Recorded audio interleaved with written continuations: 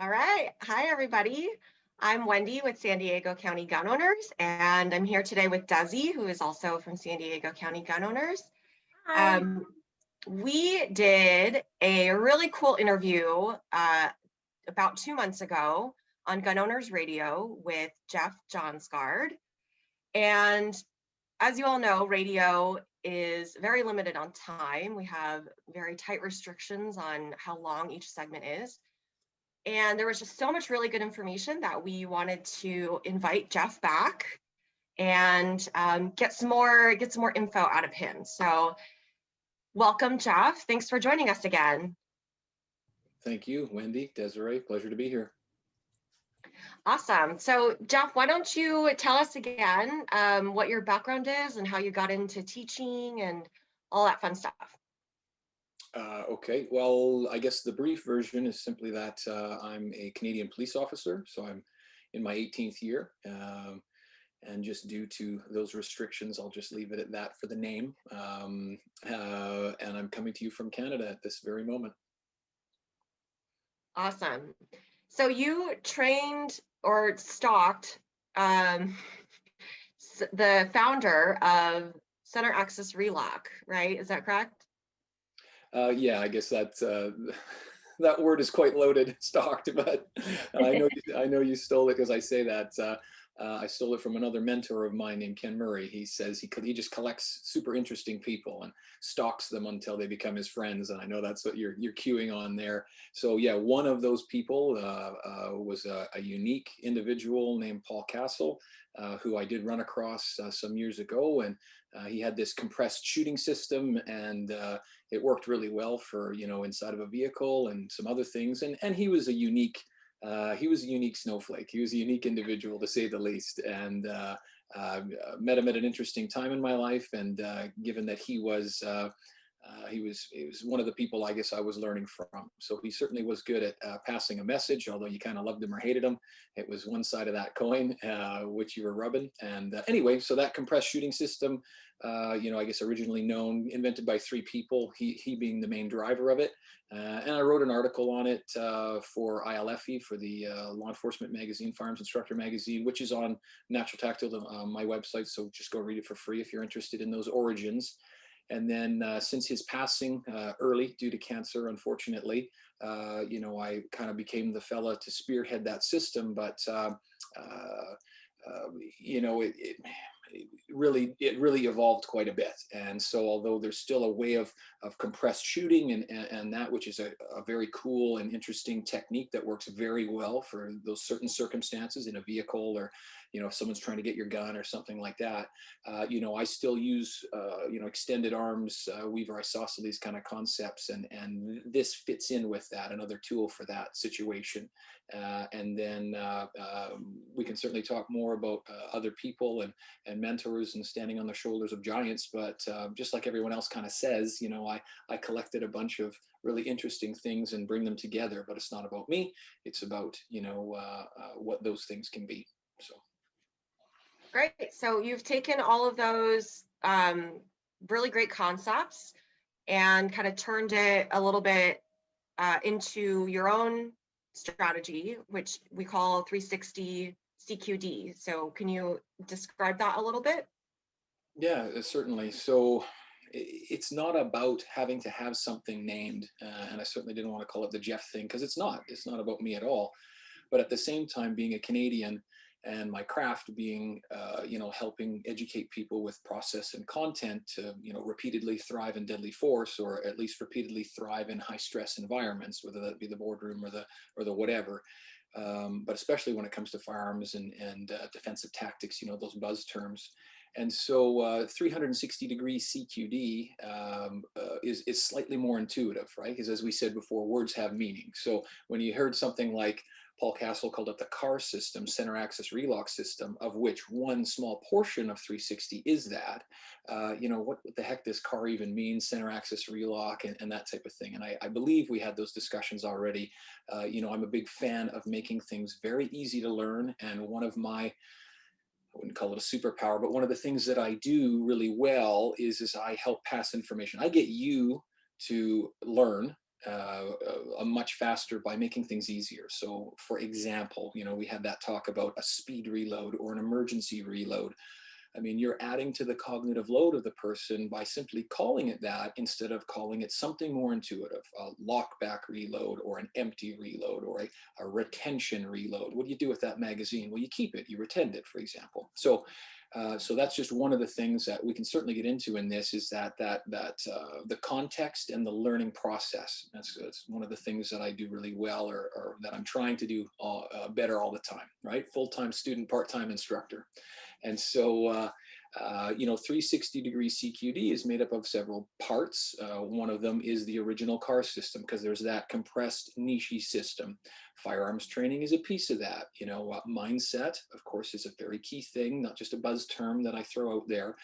And recovery and feedback protocols, very large portion of what we do. So when it comes to exercise, or when it comes to practicing the draw stroke, I now focus more on the recovery, or maybe the intensity at the time, and get a lot further with it. So I work out less now and get further than I ever have before, because I focus on recovery, sleep, nutrition, things like that. I train less. So, if you were asking me what would be your prescription now for practicing the draw stroke that we just learned, it would be like 15 minutes long and then walk away, versus the hour that you might be putting in. And there's reasons why that is. And so I stalk some other people like Dr. Andrew Huberman, right, of Stanford, a neuroscience professor, and a super cool and interesting fellow. And I'm not going to profess in any way, shape, or form to understand that material, but I can certainly relay it back. And I know intuitively that it works. Then a man, as I mentioned before, Ken Murray. And so he's got he wrote a book, actually. It's called Training at the Speed of Life, Volume 1. And it's the reality-based training handbook. Really, it's the Bible for reality-based training, or what a lot of people call force-on-force training. Well, I didn't know how much I didn't know about proper training until I met him. And here I was, already an instructor, and former military, that type of thing, been there, done that kind of guy. So I learned from Ken that words have meaning. I learned from Ken things such as, hypnosis, neurolinguistic programming. Whether you believe or don't believe in those things, they're tools. And in turn, you can get people to have real change, whether that's a motor program, or whether that's a learning to deal with fear and anxiety, which is something that happens in a gunfight, or things like that. Anyway, and so kind of portioning that together. As I said, there's certain ways of feedback and learning, recovery protocols, and I'm not just throwing buzz terms out there. I mean, I can certainly give you like the bricks and mortar of it if you like, but that's what I do. And so bringing that together into something, to bring this all the way back around to your question, 360-degree CQD. So 360 degrees, intuitively, there's something to that, right? And so that is my niche. That is my special little thing that sets me apart, I guess, is that I'm really good at compressed shooting. I guess I got a rubber gun here. For once, we're on video, so that's good. And aiming all the way around in a vehicle, for example, that little thing that sets me apart kind of buys me perhaps onto your page for, is this guy crazy, or is there something to that? And as I start talking, really what I'm selling you on is how you can learn better and perform better. Not because you're buying into me, because I'm not going to be there for your fight, and what you can be doing for you, right? And anyway, so the CQD, close quarter defense, because close quarter, a lot of training, you may stick your arms out, as I do, and it works quite well. But if I was very close to you, you wouldn't do that. You'd bring the gun in somehow. You wouldn't just put it where I could grab at it or something like that, or you'd telegraph yourself coming around a corner, for example, or at least I hope you wouldn't. I'm sure you wouldn't. And Yeah, so we're going to I do, sorry, go I ahead. read in one of your articles that at least 50% of police encounters involving firearms are within 5 feet. So you really have to be able to utilize that compressed shooting to be able to, utilize those skills and make sure that you know how to respond to an attacker who is that close to you. Yeah, so that would be is in those 2 ILFE articles on the website. But what I was quoting there was the law enforcement officers killed and assaulted, the FBI stats, which are in those articles, because it's all referenced. It's not just my opinion, right? And as you saw there, that so we're talking about law enforcement officers, because unfortunately statistics for civilians aren't kept like that. Law enforcement officers killed by a firearm in the line of duty, a felony, right? A felonious act, not an accident. And yeah, so 50% of them, it was over quite a time period, were within 5 feet, 0 to 5 feet. So arm's reach. And then once again, you're going up to 60, 70, and 80% within, 10 and 20 feet. So that's very close distances. So I guess what I would learn, or what I would want to take away from that is close distances, real aggression, real short time frame, typically, 3 to 5 rounds, 3 to 5 feet, 3 to 5 seconds, is those buzz terms that come out of that. So why is that important? Well, the hit rate was atrocious first as well. And so that's for, quote, trained people. And I'm certainly not coming down on them in any way, but I'm saying that perhaps what we think isn't quite exactly the best. Perhaps the way we're training isn't quite exactly the best. And I'd be happy to go into that with, 2 things I try to do. Remember, I say I try to buy people onto my page, right? Owning the grip and owning the trigger. And so a concept that maybe what you think of as trigger control, for example, isn't the best mental model, isn't the best representation of what that is. And what if my simply using words to unpack and for you to then learn something like trigger or something like grip to a much finer degree then allows you to concentrate better, interconnected mental model, right? The schema, the heuristic, the thing in your brain, those synapses firing. So for that 15 minutes, you're concentrating to such a high degree, and it's not effortful necessarily, but you're focused on it, that you're getting more out of it. You're getting further faster, or you're getting further with less versus a half an hour or an hour, and you're not making the connections that matter. And we can get into all that cool neuroscience stuff that I often quote from a guy like Dr. Huberman. It's so interesting that you talk about getting further with less, because I found that after I got over the initial hurdle of learning how to shoot, I think I just picked up a phone call, sorry. So after I got over that initial hurdle of learning how to shoot, I found that when I went to the range to practice, I was using a lot less ammo because I was doing more with each shot and learning how to read the feedback and learning how to improve after individual shots rather than just dumping a bunch of ammo downrange. So there's so much to that little phrase that you're saying, like getting farther with less. And I'm really looking forward to hearing more about your techniques.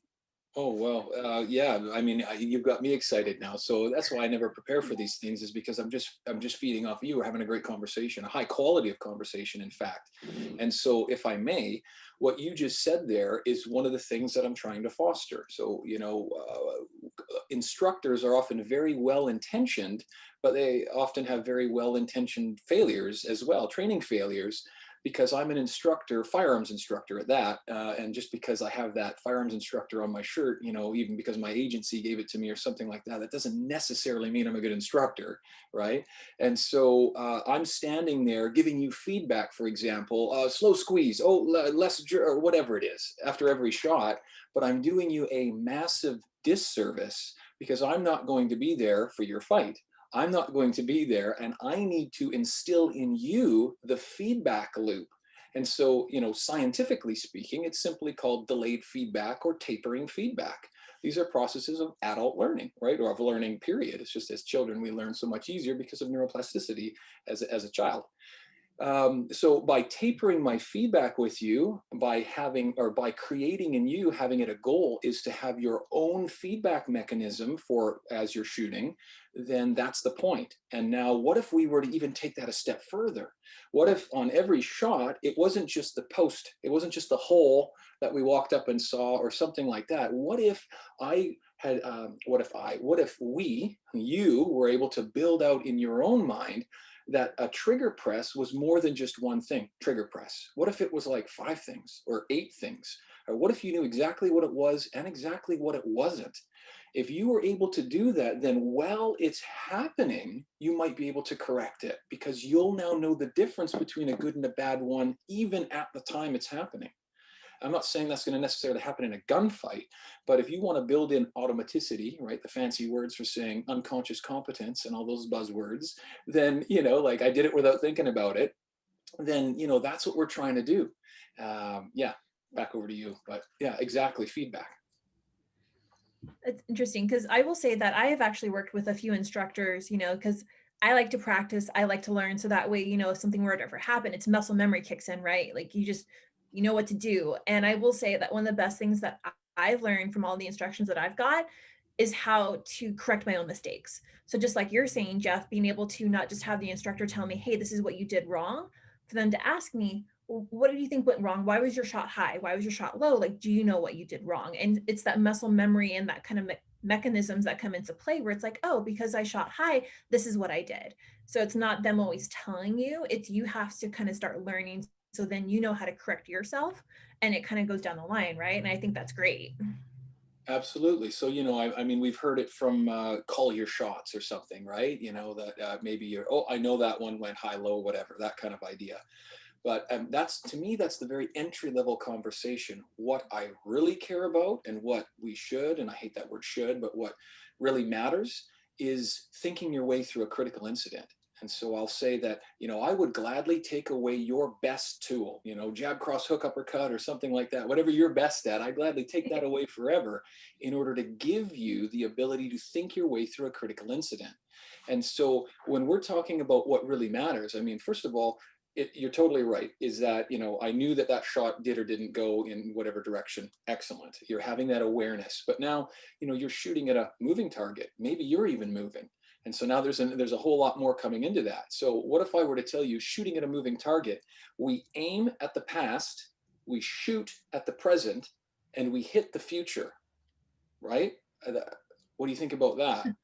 So if we're aiming at the past, we're shooting at the present, and we're trying to hit the future, and maybe we're even moving, now that brings in a lot more stuff. So once again, we use the same process for helping to develop that. And what I love you to be behind cover when you're doing that, yes. But I don't just want you to, and I'm not coming down on anyone's training, but just because I'm drawing my gun and I'm reloading my gun and I keep stepping and stepping and stepping, I think that simply asking someone to step off the X every single time, all the time, is a well-intentioned training failure. I believe that a higher order conversation needs to happen there, because you're just stepping because. And in real life, are you stepping behind cover? Is there something there? Are you stepping in my way and now I'm going to hit you? Are you stepping for a reason? And if you're not, then we're unintentionally training scars in, or having, less optimal training. So when I talk about getting more with less, or getting further faster, I'm saying that most of the time, and this is the fun conversation, and I do it too, that when I train, I don't realize that I might be putting my foot on the gas or taking 2 steps forward and a step back or a step to the side. And there's these unintended consequences. If surviving a deadly force situation, confrontation is my goal, if competition shooting is my goal, then I'm going to have a slight different flavor on my draw and on my presentation and on my reload and things like that. Yeah, so those conversations are what really matter to me, and those are the ones that I see we're not having as often, and that's the stuff that I really geek out on and do. So I know you do a lot of training with law enforcement, obviously. So can you tell me, how does training law enforcement differ from training civilians in your mind? Oh boy, that's I like that question. What you got, Jeff? Well, there are definitely several differences. Typically, it's context driven. So if I've got law enforcement officers coming to my training and they were the ones who were seeking it out, usually they're coming with at least maybe a cup half full kind of, let's see what he's got kind of idea. But sometimes when a department hires me and I get in front of some people, they're just kind of, they're maybe not necessarily thinking that what I have to offer has value. And in every class I do, no matter who it's for, I always say all the pressure's on this side, right? You're here not to impress me in any way, shape, or form. I'm here to impress you, right? And so, you know, the pressure's off for you, the pressure's on for me. At the same time, you know, let's establish, you know, I always say that, whatever, this, after this 5 days or 2 days or whatever, I know you're going to be 100% happy because I'm going to provide you everything that you would like to have happen here. So then we go over to the board and we start writing down, what do you want to have happen? And if I can't provide it, I'll let you know right now, you know, and we'll get on the same page. And so what we really start to do is we really start to unpack, because if a lot of people, if I simply said I have a shooting course, would go, oh, okay. But then if I said I have a gunfighting course, they'd go, oh, okay. But there's a big difference to me between shooting drills and gunfighting drills. Those are two very separate, although on the surface they might almost look the same, right? And then so, you know, so typically with civilians, you know, you've also got a range of skill sets or a range of abilities, and usually a little more openness. But I find that the firearms, especially firearms for combatives, seems to be this thing that lives outside there somewhere with a lot of civilians, and it's really too bad because it's something that they can master and have for them. Just because you didn't have a life of service in the military or the police doesn't mean that you can't be very good at it, and doesn't mean that in a moment's notice you can't do what is necessary to save yourself, your family, and others, right? And so that's why I have quite a passion for anyone who's willing to learn, have a conversation. I certainly am not right most of the time, for sure. We won't bring my beautiful wife into this, but you know, just the concept being that you know, I just want to have a conversation, and just because I do something a certain way, in no way have I ever told anyone that they have to do it that way too. I ask them why they do what they do, and it could be anything from tying your shoes to the way you reload. Do you reload and then drop the slide with your thumb, or the thumb that just put the mag in, or an overhand grip, or a grip this way, whatever. I believe that there is a better way for when it comes to competition shooting, and a better way when it comes to you know, gunfight, law enforcement, civilian self-defense training. And then how much more you're going to put into it. And you specifically, I got big hands, maybe you don't. I have this much training. I have this type of weapon system. I'm in Canada with gloves on. I don't know, whatever it might be. But the framework that I'm using to do certain things will be the same framework you use, but you might pick a different one, right? If that makes sense. And so anyway, so it's that's why anyone who has a firearms license and or background check is more than welcome on 99% of my courses, because you're going to be the one that saves, you know, me and my daughter on the next mall shooting, you know, because the police just won't happen to be there in time, something like that. Did I answer your question at all?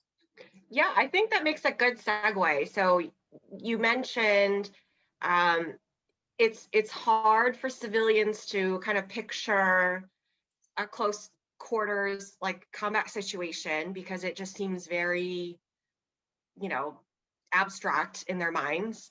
But it's still something that we have to practice for because, you know, it's better to have it and not need it than need it and not have it. So I think my next question would be, could you show us the basics of 360 CQD, maybe starting with like CAR and stuff like that?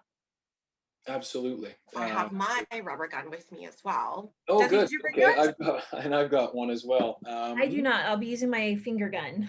And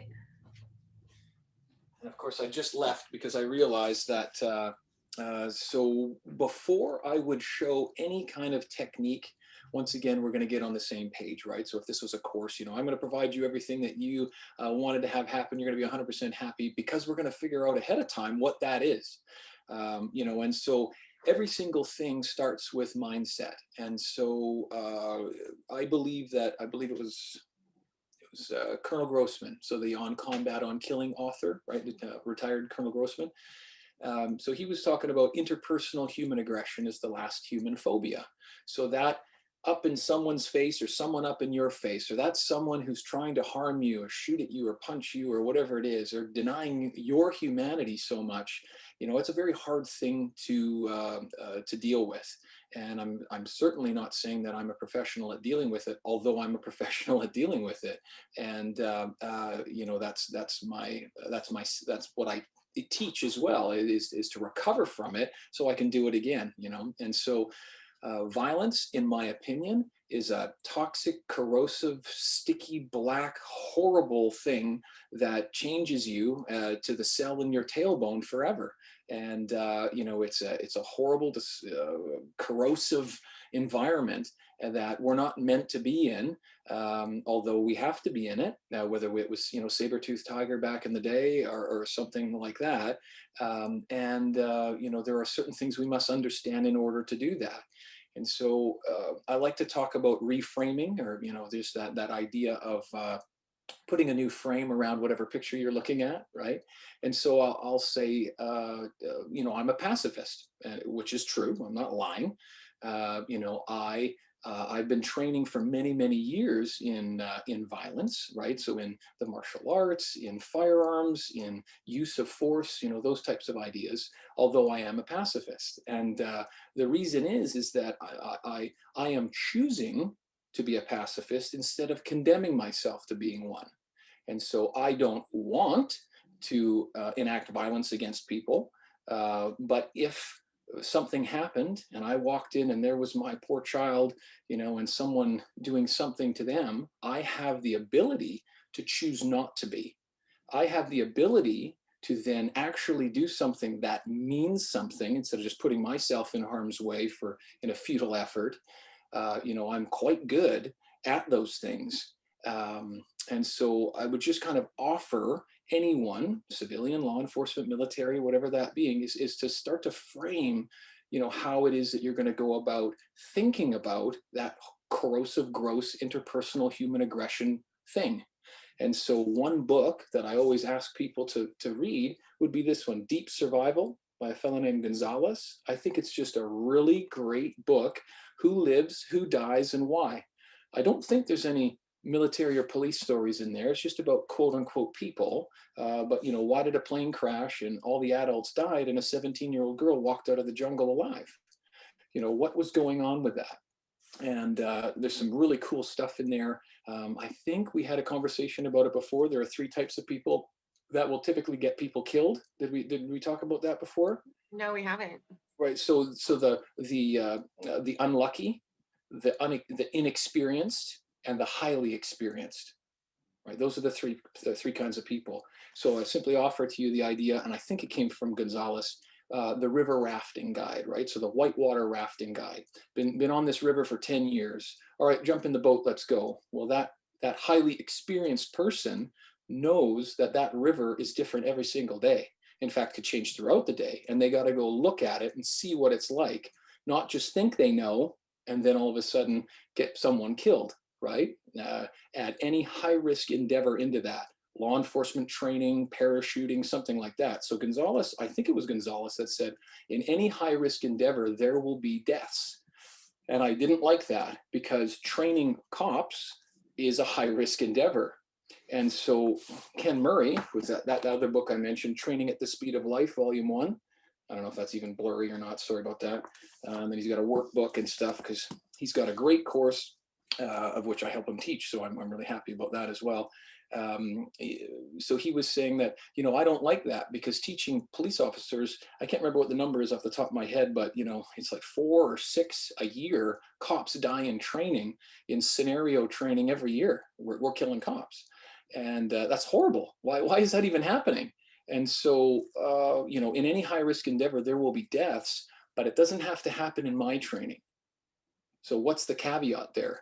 Well, because I will approach it in this manner where, although I'm an expert, which I'm never going to say that about myself, But you know, I do have safety protocol checks and balances, things like that, that are in line and trying to buffer that, right? Not just we can't get a good cheek weld with these weird masks on for our paint training, so we won't take headshots. Well, the next thing you know, a paint round enters someone's nose, goes up into their brain, and there's your training and the rest of it done, not to mention that person in a lawsuit, which has happened, right? So there's, I'm trying not to be on a tangent here. I'm getting there. One last book. And I just read this one, Deadly Force Encounters, 2nd edition. And so this one is a book that my law enforcement and my civilian friends, I asked, well, all 3 of these for them to read. And this one had some really great chapters in it: legal defense, mindset, what's it like to be in an interpersonal human aggression kind of situation and incident. Because of course, the most powerful thing we can train is our mind.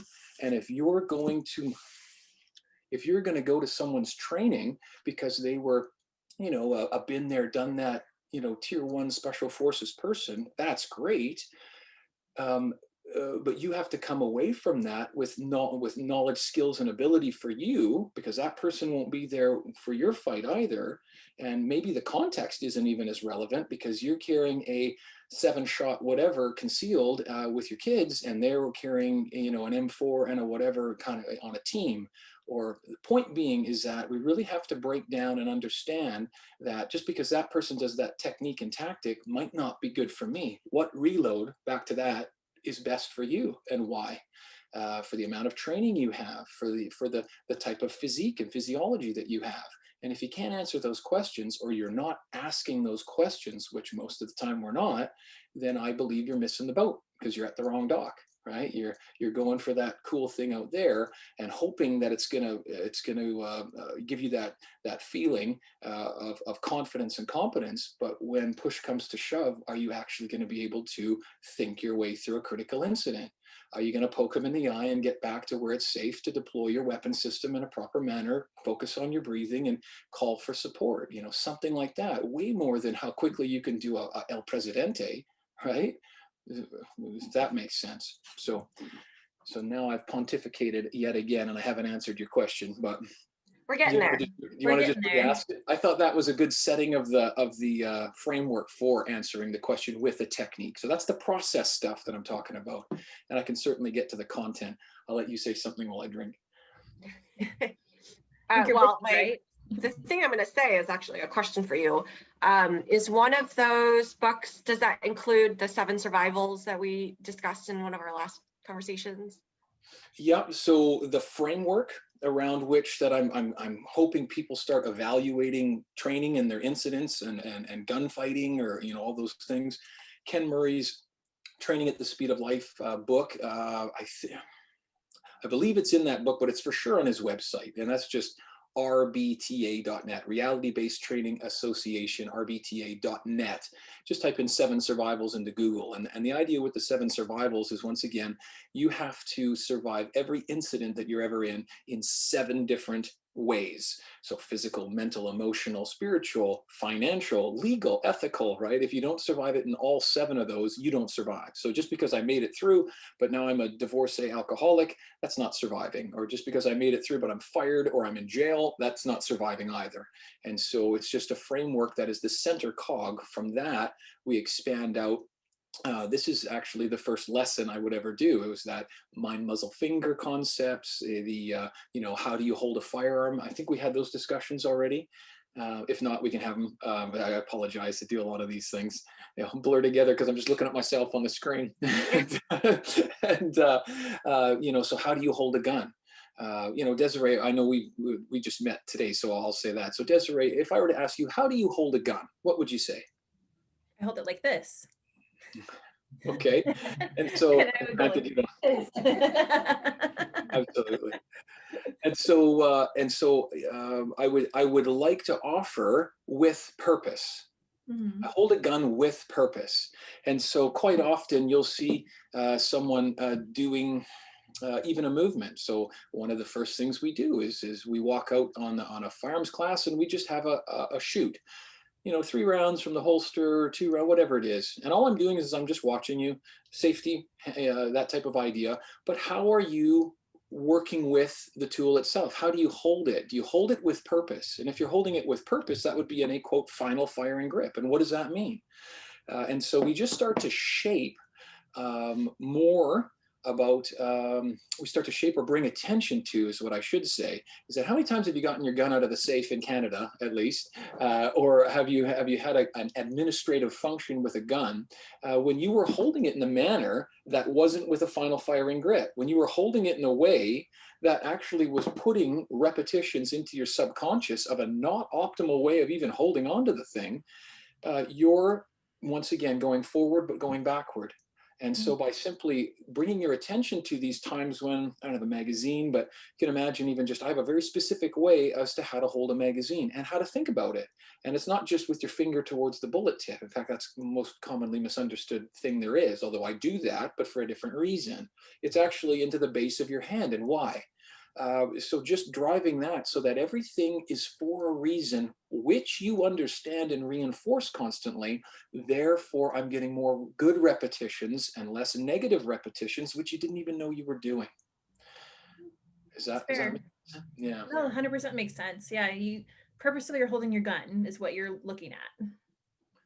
Absolutely. So yeah, so if you hold a gun with purpose, and that is a handgun in this case with a final firing grip, which is defined by Desiree as high up in the tang as possible, and then where around goes to the size of your hand for the size of the gun versus where your finger is going to be going.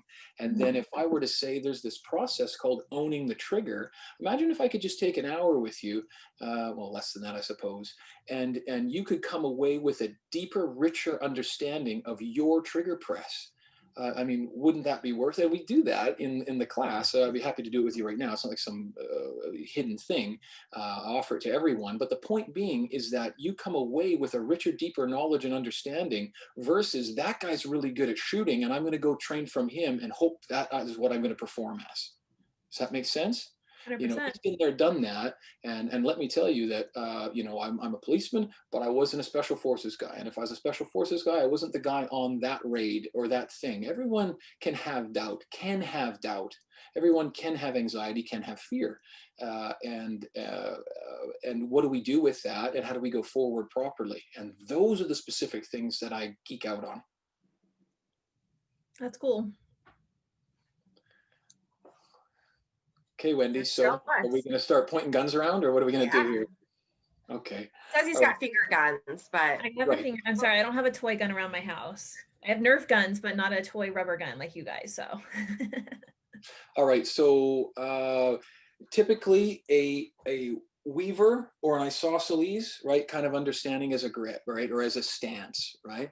But what we'll draw attention to, and just make sure you can see this. If you can't, let me know, because otherwise the point will be lost. Thumbs forward, right? My thumbs are forward, typically speaking, unless I don't know when they would ever be anything else. But forward is the idea. Whether they're up or whether they're pointed forward, it's up to you. But the point being is they're forward. Now, if you were going to compress that gun back, it becomes actually very, very weak. So if you were just going to center line it, kind of like the old MP5 center line position or something like that, and I were to then just simply push or pull on it, it's very weak in your hand. Do you feel that and see that? So that's one of the ways I would take it away from you, for example, or that's one of the ways that you would inadvertently make it weak and easy for me to take from you. But if you were to then take your, never changing your gripping hand, your firing hand, your master hand, whatever word you're putting on that, your weapon side hand in this case, but simply changing the other one. So if I were to then take that hand and place it so that the wrist is straight and I'm into that hand, realistically, I could cut these fingers right off because they're not doing anything. But I just let them fall naturally. So I've put the gun into my hand here, and I've got a straight wrist. So bent wrist, see how it's bent? yeah. Straight wrist, meaning now the thumbs can just have a contact point. All I'm worried about is I don't want the thumbs pressed up against the gun because they'll impede the feed, fire, extract, eject of the gun, right? So I want to make sure that the gun's cycling and functioning on its own normally. So by simply doing that, we've got a lot of stability and structure there. So I've got a lot of stability with a quote pulling and a quote pushing.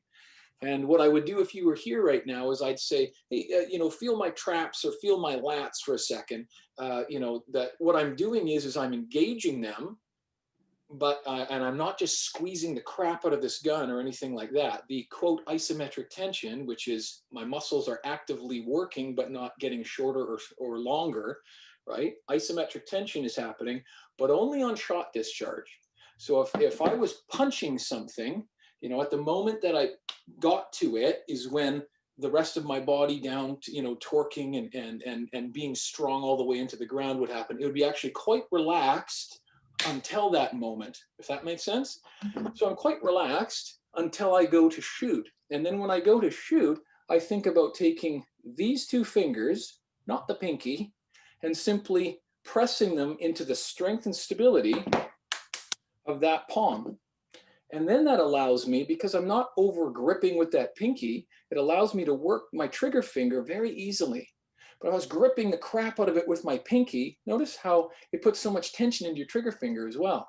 So by not being with the pinky, and then there's some other talks about that and how, typically an over gripping with that little finger is going to start to throw some shots low left for a right-handed shooter, vice versa. So it's just a little parlor trick to bring someone's attention to it in a not optimal manner of pressing the trigger that they're doing without knowing, right? I just need you to move the trigger without moving the gun. And we think we're doing that, but especially if trigger is one thing, well, then how do you know when you're not doing it right?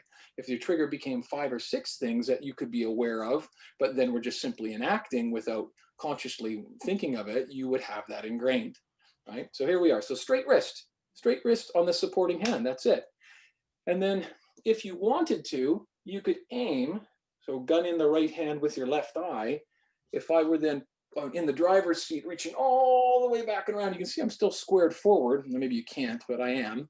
I'm still squared forward. And I would simply mimic that, and I'll show you how to change hands in a second, all the way back around the other direction. So now I put the gun in my other hand, and I've mimicked that process, whether it be in a high or a low kind of ready idea. And I can pivot very easily while still seat belted in and cover over 360 degrees of aim fire. That's the very brief version of that. And then changing hands, I could certainly teach you that right now very easily. But maybe there's some questions first. So, do you have to aim with that other eye? Absolutely not. You could certainly just aim like this. In fact, it's made popular in John Wick. There was still, you could see that brought back. So there was still a bent wrist, brought faced forward, and he was aiming with, you can see with my right eye. But if he switched that and fixed that, it would be a little more optimal, and more towards the elimination of dual sight picture. And do you know what I mean by that, or have we talked about that already? That's in those articles as well. But simply, yeah, I saw that. So instead of seeing two pictures of what your vision is, now you're just focused with one. Because you've tilted your head so that there's only one sight picture. Is that correct? That is correct. Yeah. So just to cover that, so one of the first things we do is the typical where's the camera? There we are. So cover my nose, with a small hole between your hands extended. You can see that I'm a right eye dominant fella, because if I close my right eye, you can't see my eye anymore. If I close my left eye, you can, kind of idea, right? So okay, so that's your dominant eye. What does that actually mean? We've been taught that dominant eye has all these concepts on it, but does it really? Does it really mean that? Well, it does if you're forward. And so that's why, as a right-handed shooter, holster on my right side, right eye dominant, when I'm coming up from stage 1 to 2 to 3, I will typically start it, I'll just aim at the camera so you see, up under that dominant quote unquote eye, riding forward on sights, on picking up slack on trigger, etc. And if I were left eye dominant, I would be doing it in that scenario to my master or dominant eye that way. Well, so one of the things that we talk about, remember, going back to what you said, Wendy, is that, like 50% of law enforcement officers killed in the line of duty by a gun were within 5 feet. So let's just simply do this. So if you don't mind, ladies, take your trigger finger, and when I ask you to, cover my nose with it, right? I know I'm on screen, but just do that. So just bonk, extend your arm, both eyes open, and cover my nose. Everybody can do this at home. Now, if I ask you to look at your fingertip, how many noses do you see? you'll see 2 noses and 1 fingertip. If I ask you to look at my nose, you'll see 1 nose and 2 of your fingertips. That's because we have 2 eyes going forward, converging on 1 point in time and space at one time. All of this is in those articles for anybody who's just lost in following. It's all written out and all the rest of it. But the point being is that you have anything you perceive when I'm looking at this pen tip, anything I see before it or after it, I will see 2 of. And that's dual sight picture in this case. Happy with that so far? Yeah. So a lot of people will close an eye, or they'll train a lot, right? Which, I mean, I shoot with both eyes open, and it's a great thing to do. And there's a certain, put Scotch tape over your glasses and make it smaller and smaller and smaller as we go along. And that kind of idea is a quick way of getting through that. But the point being is that, which front sight are you using to aim, and which bad guy are you aiming at, especially within 10 feet or something like that, in a holy crap, not prepared for it kind of situation. So if I have a little more time, I will just simply press out to, time and distance. I'm not going to put my gun into where it can get taken either. I mean, I'm not going to put my gun and telegraph it into the room or something like that idea as well. But so time more than distance, I guess, will kind of be a flux as to when I use the technique or not. But anyway, so point being is that if I simply turn my head slightly, so all I'm doing is I cannot see the front sight of my gun with my right eye because the bridge of my nose is in the way. So how far do you turn your head? Very little. So I can see the front sight right now with my right eye. I close what I would like to use as my firing eye, my left eye, and I simply turn my head, right to there, and that's it. And now, as you can see, I'm using my foveal, my center of the eye vision, which is the most acute vision. I want to keep doing that instead of some kind of like right up the corner of my head like that. Not as optimal, right? And so the bridge of my nose is in the way. Therefore, whatever front sight I see when I'm spinning around, because shotgun blasts are coming into my vehicle, I can just engage, switch and engage, right? Switch, work the gun, and then get back into business kind of idea very quickly, a lot faster than I ever could. In fact, I can't even aim back that direction. So, I mean, it's a no-brainer as to why it would be better there, I think, anyway. I've yet to see why it wouldn't be. Why wouldn't you want to know that if you're inside of a vehicle or an airline marshal or something like that, a pilot, right? So what questions have you got? I hope I'm explaining that well on Zoom. Yeah, I don't have any questions. That makes really good sense. Wendy? Yeah, I just wanted to make sure we touch on how to switch hands before we. Absolutely. Oh, absolutely. Thank you for reminding me. So there are many ways of changing the gun in your hands. There's one way that we like for certain reasons as to be the more optimal. Remember, nothing's wrong.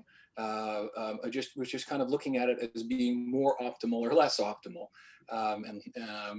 So if, you can kind of see that. Okay, so you can see my thumb on this side. The way that I would like to do it, and I'll just show that one first, and then I'll describe it's only three very easy steps, goes like this. I'll do high ready because we'll pretend I'm seated in a vehicle, right, instead of standing at my desk.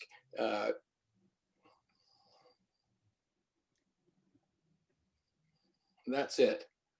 Now, if it was low ready, it would be here or here if that were a safe place for the muzzle.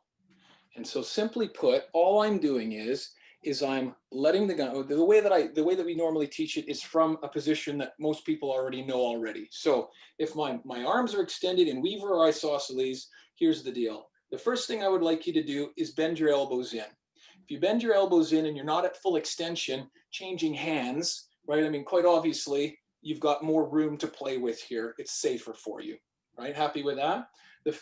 After bending my elbows, I'm going to just rock the gun forward slightly, exposing the tang here. So you remember, if the gun were in a holster, the first part I would then look to go to would be to get that final firing grip high up in the tang as possible. So I'm just treating my hand like a holster, rocking it forward. My hands are so big that I can just do that quite easily. So some people will just let it rock forward like that. Does that make sense? Mm-hmm. You expose the tang. So rock is number one. Then I bring in my other hand, getting that instant high up in the tang grip. I rotate it so that I'm letting gravity place it into that other hand, and it's there and it's done. Rock, grip, place. I like the word place versus drop or let go or release, right? All these words are for a reason. Rock, grip, place. High ready, rock, grip, place. Rock, grip, place. And there it is. Low ready, the same. Rock, I'll just step back, rock, grip, place. So maybe I'm here, something happens, I look and see, I need to get my gun orientated in that direction. I will bring it down. I mean, as you can see, I couldn't help but move because why wouldn't I, right? And really, if you look at that, look at where the gun is, and where does the gun end up being? Well, it barely moves. Just like when I draw the gun, I'm drawing the gun, and the gun is barely moving. I'm moving around the gun, which is why I draw and shoot faster, because I'm moving to it and it's moving to me as well. You know, I still do this one as well, right? But when I have more time. So rock, grip, place. It's so smooth when you do it, and you can just transition back and forth. It's very, very cool to watch. Well, thank you. I guess it's everything comes from practice, but I just wish Paul Castle would have said rock, grip, place instead of what's wrong with you? You can't do it. It's just like that. That's how he used to teach it. And it was frustrating. Like but so now there is one, and I'm not coming down on it, except I would like to say that some people move the thumb and then acquire the grab. Move the thumb over and then acquire the grab. I feel that that is not as safe, therefore not as optimal, and I'll express why. Because the people I teach are not all big hairy men with great big hands that can simply move their hand back and forth very easily like that. You know, my wife, not my size, so when she moves her hands over, she has a hard time getting that back over again on a full-sized handgun like this. Yeah. So by rocking forward, I can simply rock it back very quickly and easily, not to mention I had that other hand there anyway. By moving it, and then what were to happen now? What if I bumped into the steering wheel? Right? I have no positive control as I do here. Does that make sense? And there's just two quick examples as to why it works very well if I were right side of the barricade, left side of the barricade, but in an environment we're talking about, moving and orientating to a moving target, maybe multiple targets with a reload and a stoppage drill, well, now it's just not setting you up for positive control as well. Happy with that? Yeah, I can see a huge difference just for me personally. Okay, right on. Well, then I'm glad we still agree. If you would have come up with a reason why it wasn't as good, I would have stole it, given you credit for it, and started pushing it from this point on. All right, that's awesome. Great. So you have some really good training courses available. One of them is on your website, and I wanted to give you an opportunity to just give us the 30-second overview of what we can get from that course to share with our readers, listeners. Oh, well, I appreciate that. So yeah, of course I do live classes, and looking to come out to California as soon as we can. COVID restrictions are unfortunately what they are. So very, very much looking forward to coming out and training with you ladies live, and everyone else. There's quite a few departments and stuff there that I'm trying to book with. But on the online training, there's a very old course. It's the old e-learning course that I did for the basic fundamentals. It would have been like 12 years ago of the old original center access relock system. And so that is online. It's still something that if someone wants to come and learn this close in system from me, that we say to take, because it pre-frames it. We have a good discussions and things like that, because I'm really just about community. So, you know, if you took the course, we just have a quick Zoom or a phone call or something like that. And then you can practice properly and of course get way further, way faster. And so given COVID at the beginning of this year, I still did a very large course in Raleigh live, you know, for 3 and 5 days. There was 2 courses in one. But at the beginning of this year, because of COVID, we ended up doing some Zoom classes. And so I didn't realize that we can actually get a lot done in regards to that. So we cut the whole first day out of that course in Raleigh by simply doing it ahead of time on Zoom. And everybody got way further in the live training. So that sold me and this isn't just some marketing thing, that actually sold me on doing it online. Because I mean, I'm very much trying to build a relationship with you and how you're thinking about it, not just doing it and things like that. But I was able to get pretty far with, and personally giving you, like, stand up and show me what you're talking about, draw the gun. Oh, you see here, that kind of feedback. I was really, really surprised at that. So, or I'm currently putting those together, but I want to do a few more of them. So I've done 4 of them so far. They're anywhere from like 4 sessions to 6 sessions of an hour and a half long. So if you're interested in that stuff, shoot me an email, just simply jeff@naturaltactical.com. And all I'm doing is I'm filling them with people, teaching them. And then now that I get feedback from you, because of course I give you a heck of a discount because you're going to give me feedback on the course. And then that way I'm going to produce that, and then it'll be, just for sale and use and that type of thing for people who are coming to a course, or I guess if they didn't want to come to a course, but I'm sure you would.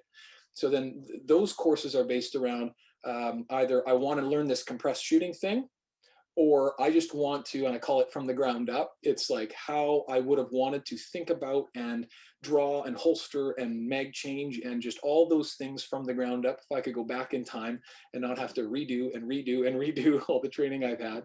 And then another one is the kind of the instructor thing. So, or just an optimizing my ability to learn. So one of the things I would love to give every recruit or every person, is the ability to either take shitty instruction and figure it out, get your own feedback mechanisms, and or to actually get good instruction, or to be able to teach properly.